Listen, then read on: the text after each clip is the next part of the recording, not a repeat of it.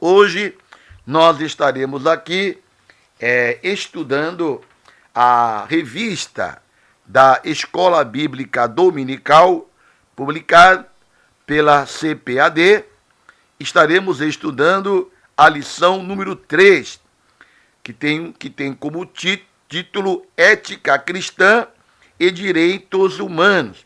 Neste trimestre, nós estamos estudando sobre os valores cristãos, enfrentando as questões morais de nosso tempo.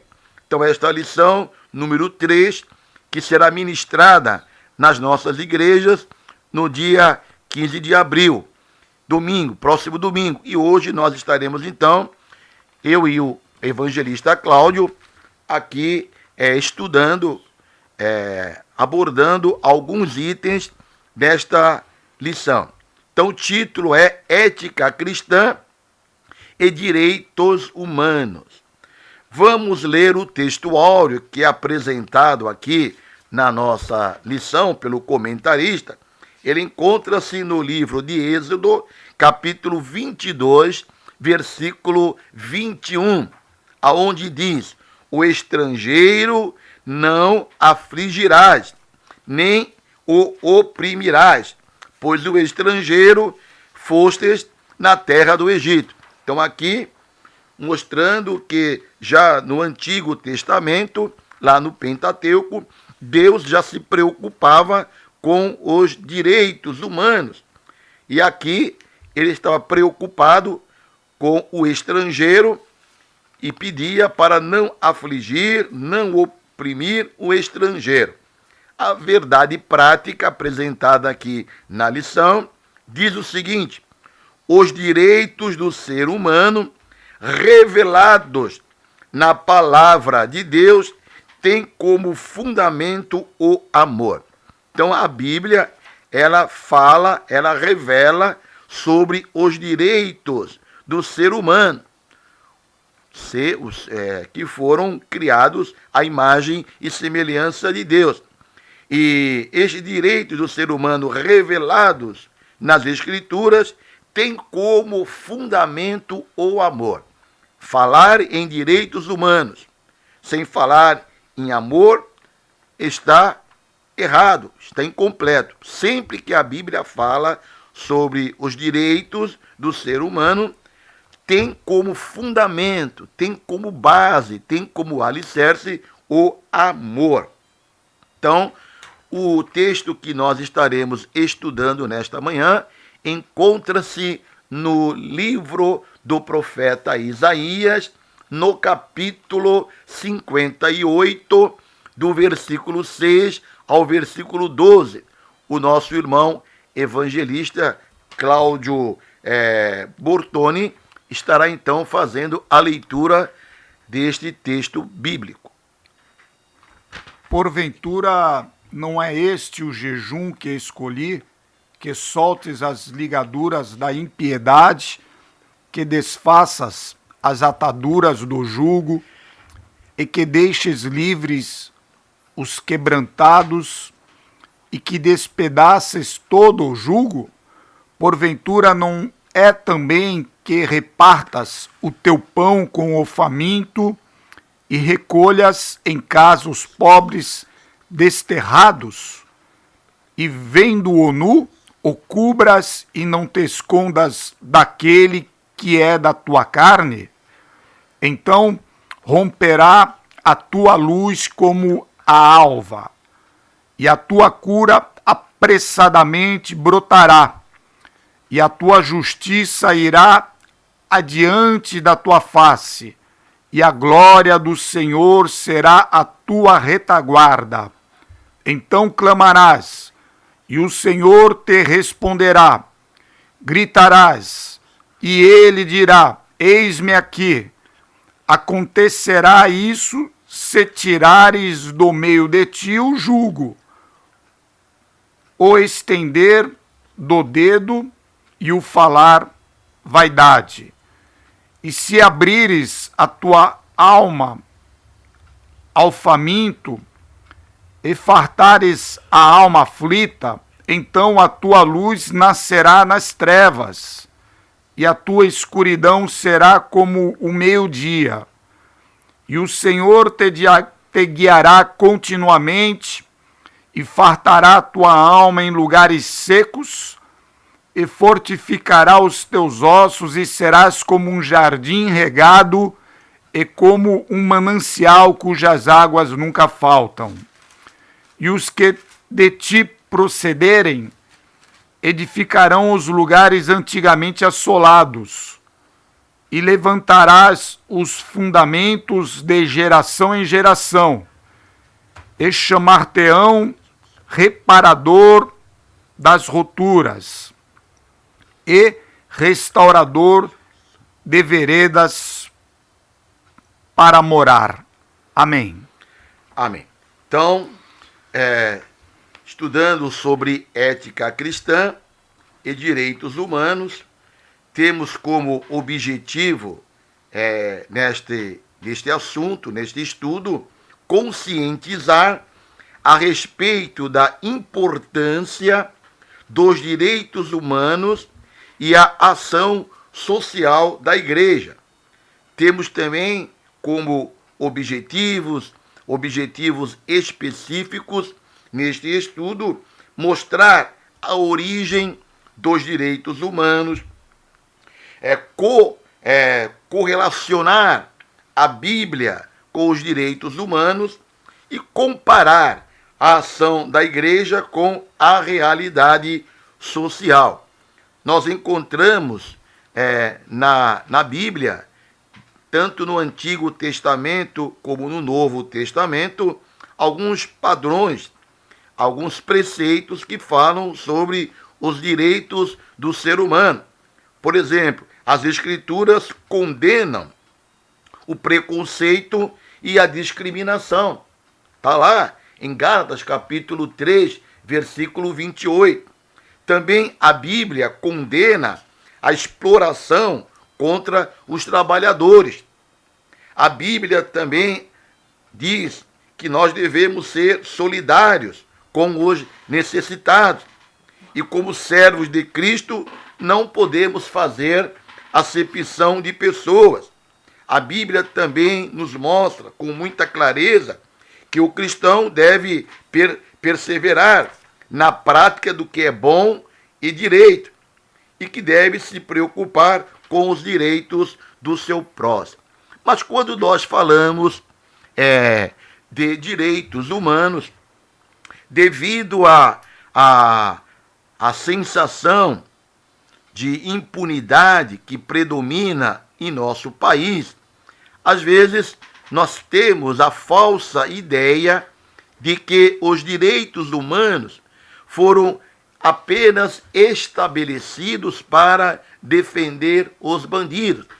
Quando você conversa com qualquer pessoa aí fora, e devido à impunidade de vários crimes de corrupção que são praticados no nosso país, quando se fala em direitos humanos, logo alguém vai dizer, não, no nosso país, direitos humanos foram apenas estabelecidos para defender os bandidos. Mas isto não é verdade. Nós sabemos, e é importante ressaltar, que a instituição dos direitos humanos é uma expressão do Estado democrático de direito. E nós vivemos no Estado democrático de direito. Então, vivemos também no império das leis. Por exemplo, o dogma jurídico de que todo cidadão tem a presunção da inocência é enfatizado, sobretudo pela palavra de Deus. Nós encontramos lá em 1 Timóteo, capítulo 5 e 19, muito claro, não aceites acusação contra presbítero, senão com 2 ou 3 testemunhas. Então a Bíblia fala que qualquer pessoa que é acusada precisa ter o seu direito de defesa e ninguém pode aceitar acusação contra ninguém sem 2 ou 3 testemunhas. Então, a Bíblia fala assim sobre o direito da pessoa se defender. Então, quando nós falamos de direitos humanos, nós encontramos aqui na nossa revista aqui, o nosso primeiro tópico fala sobre a origem dos direitos humanos. Bom, vamos então definir primeiramente o que é direito. A palavra direito significa aquilo que é reto, aquilo que é correto, aquilo que é justo. Isto é a definição da palavra direito, uma palavra que tem origem no latim, rectus, que significa então aquilo que é reto, aquilo que é correto, aquilo que é justo. Então, quando falamos dos direitos humanos, nós estamos dizendo que os direitos humanos são os direitos universais de todo o ser humano. Então, neste sentido, os direitos humanos são considerados direitos inerentes a todos os seres humanos, independente de raça, de sexo, nacionalidade, etnia e religião. Então, estes direitos humanos estabelecem a vida, a liberdade de opinião e de expressão, o direito ao trabalho e à educação. Portanto, são direitos inalienáveis da pessoa. Quando falamos aqui dos direitos, citamos aqui a liberdade de opinião, a liberdade de expressão, nós queremos ressaltar aqui a liberdade também religiosa. É importante fazer uma reflexão sobre a importância da liberdade religiosa que nós desfrutamos em nosso país, mas que, infelizmente, em muitos outros países, irmãos nossos padecem perseguições. Então, nós agradecemos a Deus por esse direito que temos aqui no nosso país, direito de liberdade de opinião, direito de expressão, e temos esta liberdade religiosa de divulgarmos a palavra do Senhor. Falando ainda sobre o primeiro tópico, sobre a origem dos direitos humanos, então temos aqui a Declaração dos Direitos do Homem e do Cidadão. Esta declaração foi promulgada pela primeira vez em 26 de agosto de 1789, em Paris, na França. Esta declaração foi resultado da conhecida, chamada Revolução Francesa, que, inspirada pelo Iluminismo, elaborou artigos, no caso, 17 artigos, proclamando a liberdade e a igualdade entre os indivíduos.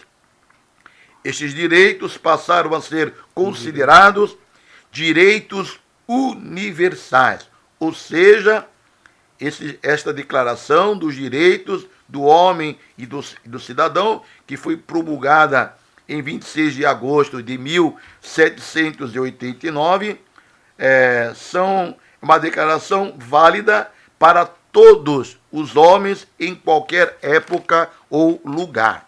Temos também a Declaração Universal dos Direitos Humanos, que foi adotada em 10 de dezembro de 1948, após a Segunda Guerra Mundial, e esta Declaração Universal dos Direitos Humanos foi adotada e difundida pela Organização das Nações Unidas, a ONU.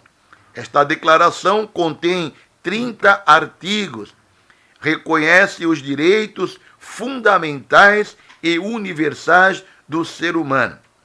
Então, aqui estão apresentados, então, a Declaração dos Direitos do Homem e do Cidadão e a Declaração Universal dos Direitos Humanos, promulgada pela ONU.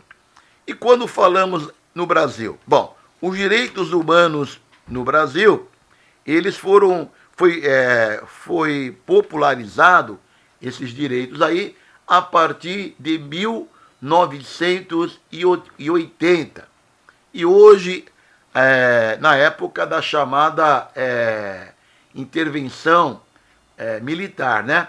E hoje vivemos, depois da redemocratização no Brasil, a concessão de direitos do cidadão foi então tomando expressão e foi mais divulgada aqui no nosso país.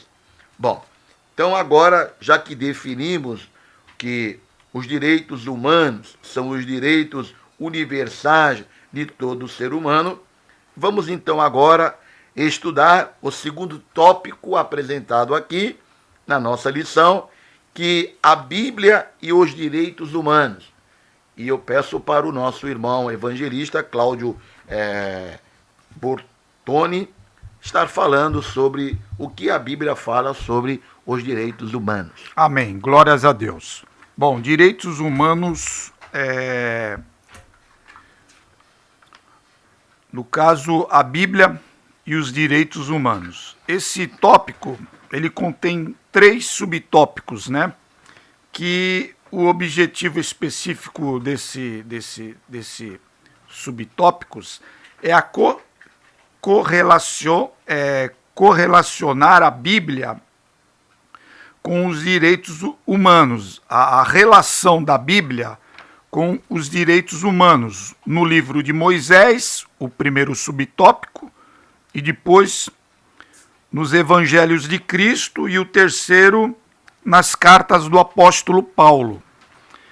Então, direitos humanos no Pentateuco, nos livros de Moisés, os 5 primeiros livros do Antigo Testamento, escrito por Moisés, contém o Código Divino Civil de Condutas de Israel, que nós podemos observar no livro de Deuteronômio, capítulo 6, versículo 1 ao 9, que nesses escritos existe uma estrutura, um esboço de concepções literárias libertárias e igualitárias que antecedem a muitos direitos que vão aparecer na modernidade e na atualidade.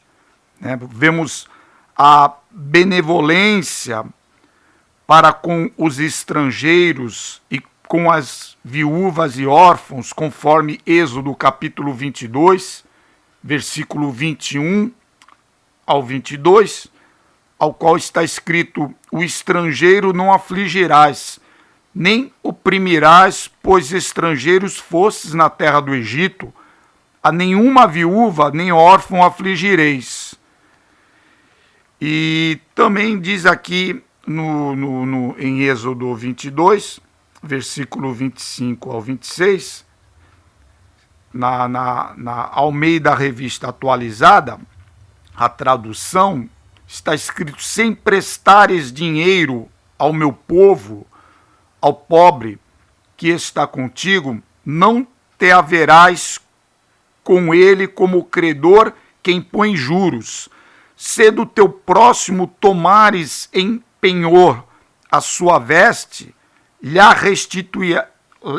restituirás ante do pôr do sol. Isto é, não explorar o pobre, né? Se a pessoa tomasse um casaco de penhor de um devedor, antes de anoitecer, deveria devolver para que essa pessoa não passasse frio.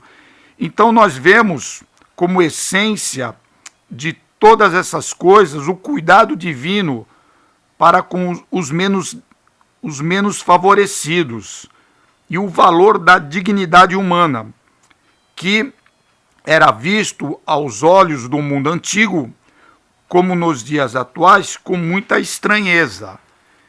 E o subtópico 2, que fala sobre o direito humano nos evangelhos, falamos sobre o direito humano, né, em relação com a Bíblia nos escritos de Moisés. Agora, sobre os evangelhos, né? Sendo os evangelhos de Jesus Cristo o motor propulsor de toda a Bíblia, e resumidamente, na virtude da prática do amor a Deus e do próximo, conforme está escrito em Mateus capítulo 22, versículo 37 ao 40, Jesus disse-lhes: amarás o Senhor teu Deus de todo o teu coração e de toda a tua alma e de todo o teu pensamento. Este é o primeiro e grande mandamento. E o segundo, semelhante a este, é amarás o teu próximo como a ti mesmo. Desses dois mandamentos dependem toda a lei e os profetas, né? Então, Jesus, ele quebrou o modelo padrão, o paradigma da cultura dominante helenista pagã. Ele coloca a dignidade humana acima de todas as coisas, principalmente do legalismo, né? Ele realiza uma cura num dia de sábado, né? Conforme Mateus do capítulo 12, do versos 10 ao 13, ele realiza a cura de um homem que tinha a mão mirrada num dia de sábado, quebrando a guarda do sábado dos judeus, né? Então, ele coloca a dignidade humana acima de todas as coisas. Ele quebra o preconceito étnico ao dialogar com uma mulher samaritana, porque os samaritanos não conversavam com os judeus. Tanto que em João 4, do versículo 9 ao 10, está escrito: a mulher disse para o Senhor: como sendo tu judeu, me pedes de beber a mim, que sou uma mulher samaritana, certo? E também ele quebra o preconceito discriminatório ao jantar na casa de um publicano, Levi, e com pecadores, lá em Marcos capítulo 2, do versículo 14 ao 17. E também ao atender e abençoar as crianças, em Lucas 18, do versículo 15 ao 16. Então, a essência da palavra de Cristo, de Jesus, está no amor, na misericórdia, na piedade e na justiça. A palavra de Deus, ela não está dissociada das necessidades humanas. E depois vem o terceiro subtópico, né? O terceiro subtópico, que ele fala sobre os direitos humanos nas cartas do apóstolo Paulo, né? Qual a relação dos direitos humanos com as cartas do apóstolo Paulo? Em sua epístola, Paulo ele reconhece o direito de igualdade social, conforme Gálatas capítulo 3, versículo 28, dizendo: olha, nisto não há judeu, nem grego, não há servo, nem livre, não há macho, nem fêmea, porque todos vós sois um em Cristo. E o apóstolo Paulo, ele também faz uso do direito civil desse cidadão romano ao ser preso em Jerusalém, pelo fato de estar pregando o evangelho de Cristo. Ele é preso em Jerusalém pelos soldados romanos. E ele alega que, como cidadão romano, ele não poderia ser açoitado sem primeiro ser julgado e condenado e ter o direito de exercer a sua defesa, conforme Lucas escreve em Atos dos Apóstolos, capítulo 22, do versículo 25 ao 29. Então, diante da situação crítica e da forte influência judaica sobre os romanos para o condenarem sumariamente, o apóstolo Paulo ele faz uso dos direitos humanos do cidadão romano, apelando para o tribunal de César, o imperador, conforme Atos dos Apóstolos, capítulo 25, do 9 ao 12, do 9 ao 12. Está registrado esse relato. Então, nós vemos nas Escrituras o estímulo para todos nós buscarmos os direitos de cidadão, que nós, como contribuintes, temos, né? Uma vez que nós temos a dupla cidadania, né? Nós somos cidadãos celestiais e cidadão terreno. Então, aqui termina o tópico 2, né? Que ele fala qual a relação da Bíblia com os direitos humanos nos livros de Moisés, nos evangelhos de Jesus e depois nas cartas do apóstolo Paulo. Amém. Vamos então para o terceiro tópico apontado. Vamos então para o terceiro tópico apresentado aqui na nossa lição, que fala sobre a igreja e os direitos humanos. O nosso irmão já falou que a Bíblia fala sobre os direitos humanos, mostrando que a Bíblia menciona os direitos humanos no Pentateuco, nos Evangelhos, e o próprio apóstolo Paulo, nas suas cartas, também fala sobre direitos humanos. E agora vamos então estar analisando a igreja e os direitos humanos. Então temos aqui a igreja e o trabalho escravo. Como é que a igreja deve se posicionar diante do trabalho escravo? Sabemos que temos leis trabalhistas que regem o nosso país nesta área, mas infelizmente muitos empresários, muitos patrões desrespeitam as leis trabalhistas. E o que a Bíblia tem a dizer? O que a igreja tem a dizer desses empresários que não respeitam as leis trabalhistas? Bom, a igreja de Cristo, ela não pode ficar insensível diante desta situação e diante também do chamado trabalho escravo.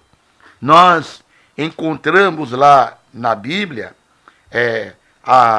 em Tiago, capítulo 5, do versículo 4 ao versículo 6, uma palavra para os patrões, para aqueles que não querem respeitar as leis trabalhistas.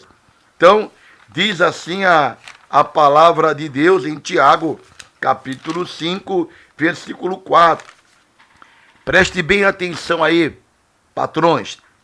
Eis que o salário dos trabalhadores que ceifaram as vossas terras e que por vós foi diminuído, clama. E os clamores dos que ceifaram entraram nos ouvidos do Senhor dos exércitos. Deliciosamente vivestes sobre a terra e vos deleitastes e cevastes o vosso coração com um dia de matança. Condenastes e mataste o justo, ele não vos resistiu. Então aqui, dizendo que o salário dos trabalhadores que ceifaram as vossas terras e que por vós foi diminuído. Não está dizendo aqui que não foi pago, não. Está dizendo aqui que aqueles patrões que diminuem o salário dos seus empregados, podendo dar uma condição melhor de vida para o seu trabalhador, uma condição digna, mas ele explora o trabalhador, não respeitando as leis trabalhistas, não registrando o seu funcionário, muitas vezes adotando um trabalho escravo. A Bíblia diz que o Senhor ouve os clamores dos trabalhadores, e essas pessoas, então, serão cobradas pelo Senhor. Portanto, a Bíblia condena o trabalho escravo, a Bíblia condena aquele que pode dar uma condição melhor para o seu trabalhador, e ele nega apenas para poder adquirir mais riqueza, ganância por dinheiro. E a igreja tem que pregar esta mensagem e tem que ter esta sensibilidade para defender o direito, sim, dos trabalhadores. Um outro direito aqui que a igreja, direito humano, que a igreja precisa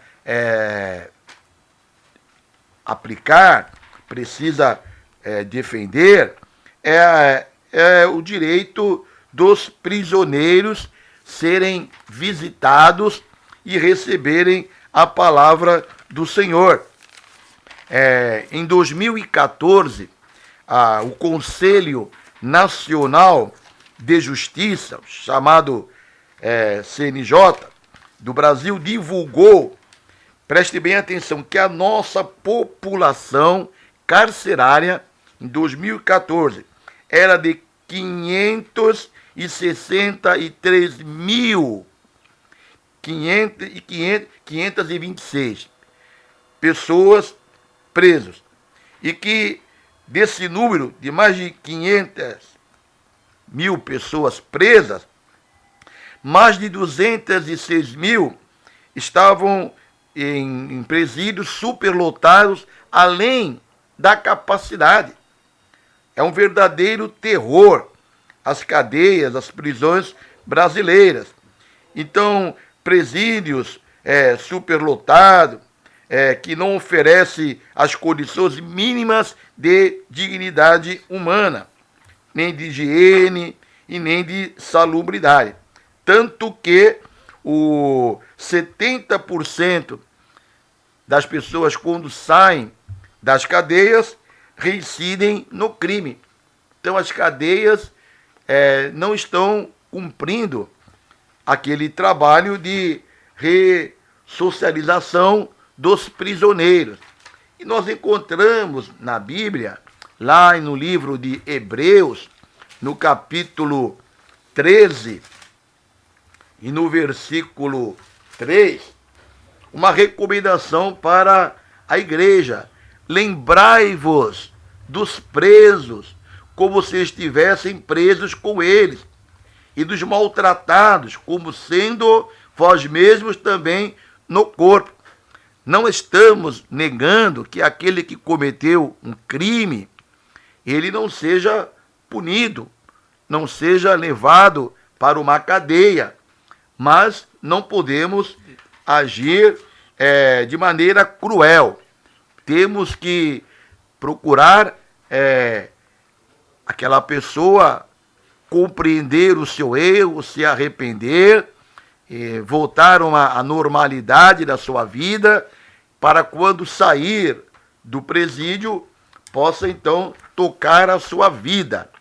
Tanto que a igreja tem esta responsabilidade de ir aos presídios e pregar a palavra de Deus aos presidiários.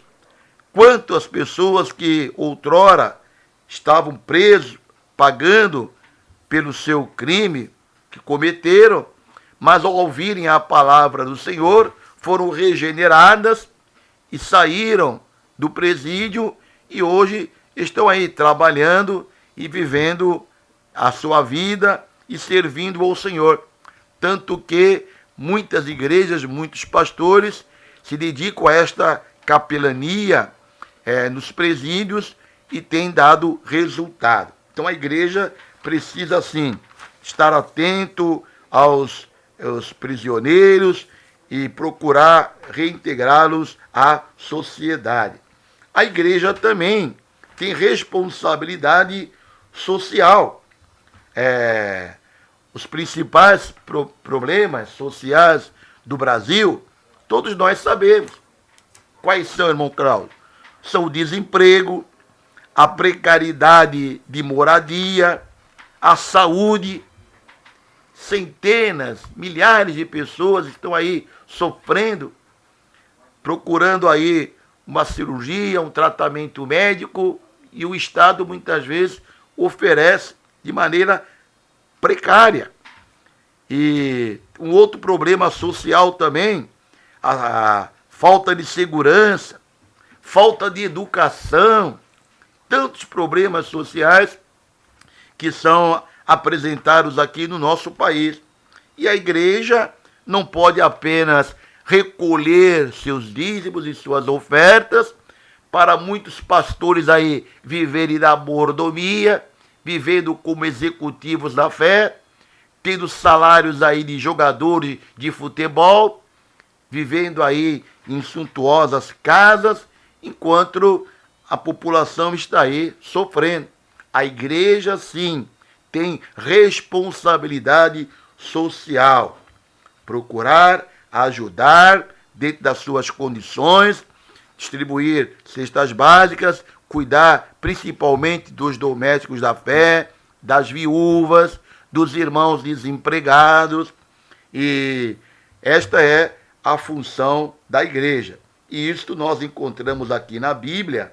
O tempo não permite agora, mas temos vários textos bíblicos mostrando a igreja primitiva fazia este trabalho. E hoje a igreja precisa se despertar para o trabalho social. Não apenas aquele de fachada, não. Dizer que faz, mas na realidade não faz.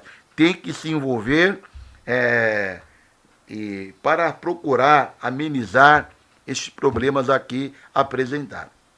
Então, assim, nós estamos concluindo. Eu quero também dizer aqui que o cristão, o crente, aquele que está servindo a Deus, ele não é um baderneiro, mas democraticamente ele defende, sim, os direitos humanos respaldados pela a palavra de Deus. Ele tem que se posicionar politicamente, não pode ser uma pessoa aí alheia ao que está acontecendo no nosso país.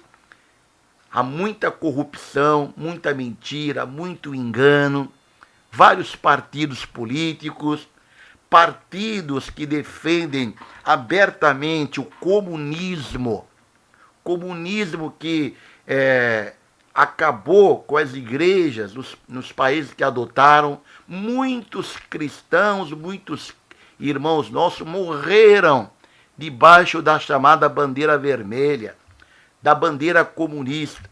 E hoje, infelizmente, muitos irmãos aí, até pastores, defendendo o comunismo.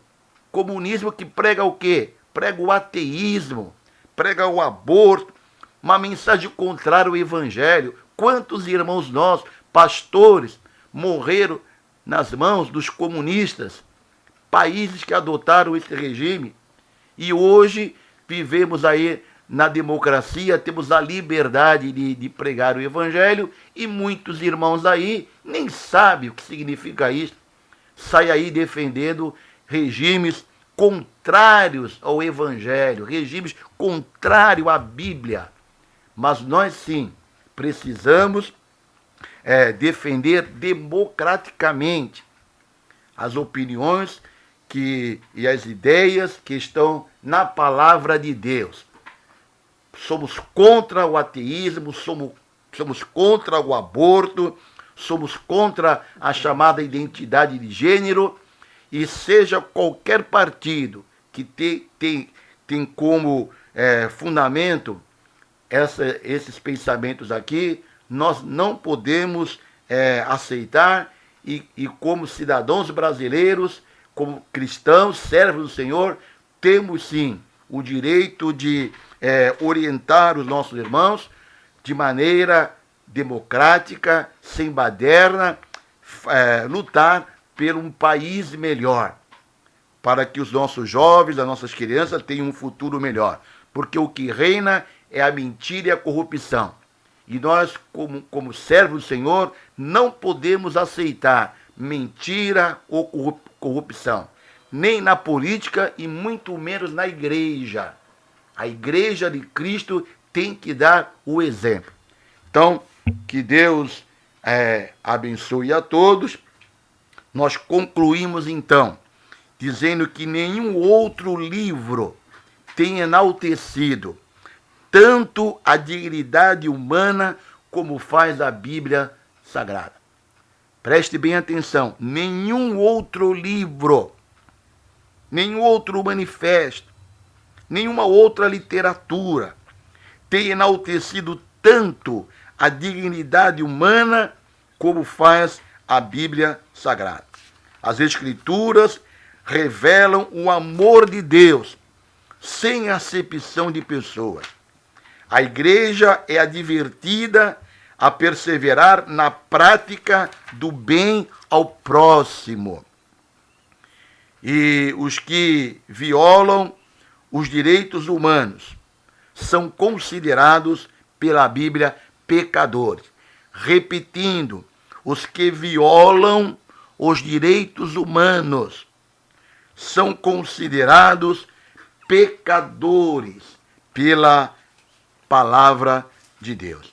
Então, que possamos ter este cuidado, e é muito claro aqui em Tiago capítulo 4, versículo 17.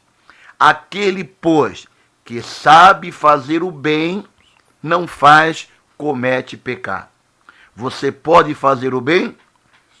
Se você pode fazer e não faz, não ajuda o próximo, então a Bíblia fala que aquele, pois, que sabe fazer, que tem condições de fazer o bem e não faz, comete pecado. Amém.